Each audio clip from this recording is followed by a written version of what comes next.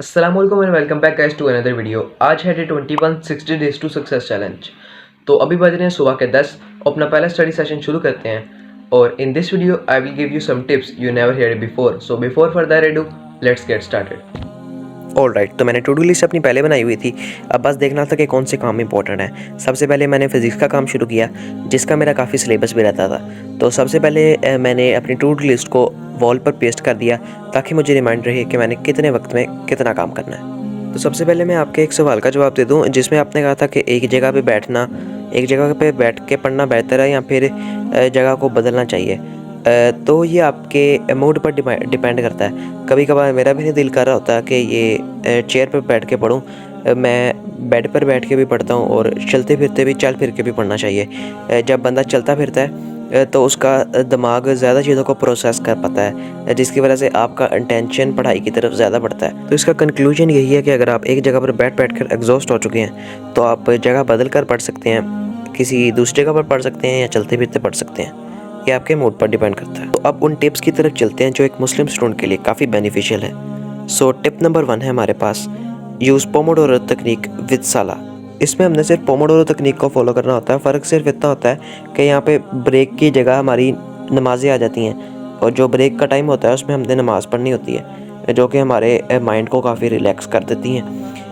फ़र्ज़ करें कि आप पढ़ रहे हैं 10 बजे से, तो 10 बजे से 12:15 तक पढ़ें, तो 12:15 के बाद आगे ज़ोहर की नमाज़ का टाइम हो जाता है। तो ज़ोहर की नमाज़ पढ़ के उसके बाद आप दोबारा पढ़ सकते हैं, दोबारा अपना नया स्टडी सेशन शुरू कर सकते हैं। इसमें कोई शक नहीं है कि जब हम अपनी पढ़ाई के साथ साथ अपने दीन को लेकर चलते हैं तो यकीनन अल्लाह ताला भी हमारा ज़रूर साथ देता है। इससे हमें उस चीज़ को, उस टफ़ टास्क को करना आसान हो जाता है, क्योंकि जब अल्लाह ताला का साथ होता है तो हर चीज़ पॉसिबल हो जाती है।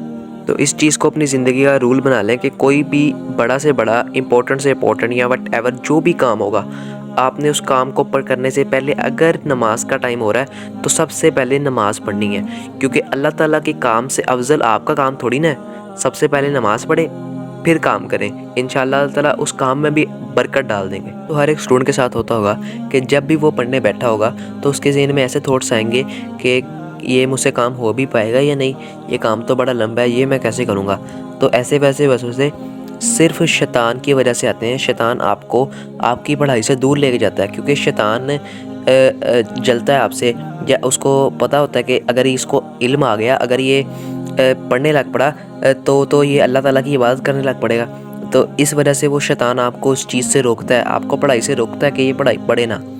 तो जब भी आपको इस तरह के वसवसे आएँ तो आप इस्तग़फ़ार करें, अल्लाह ताला को याद करें और मुख्तलिफ़ ज़िक्र करें।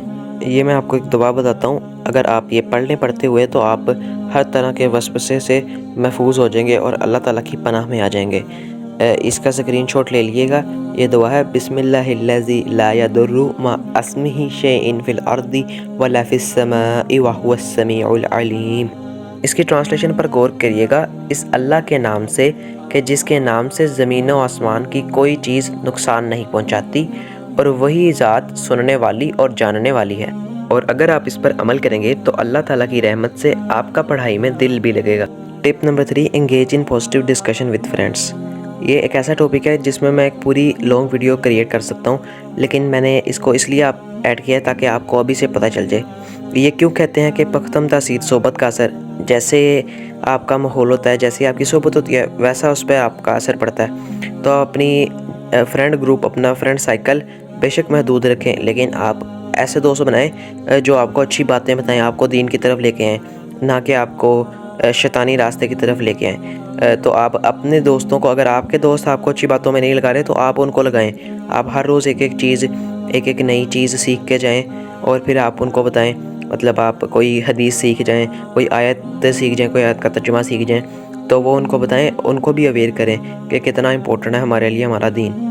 क्योंकि आजकल के यूथ, आजकल के मुसलमान बहुत ही अजीब हो चुके हैं। उनको कोई परवाह नहीं है आखिरत की, वो दुनिया में मगन हो चुके हैं। इसलिए आपको मैं इसलिए अवेयर कर रहा हूँ ताकि आप दूसरों को भी अवेयर करें।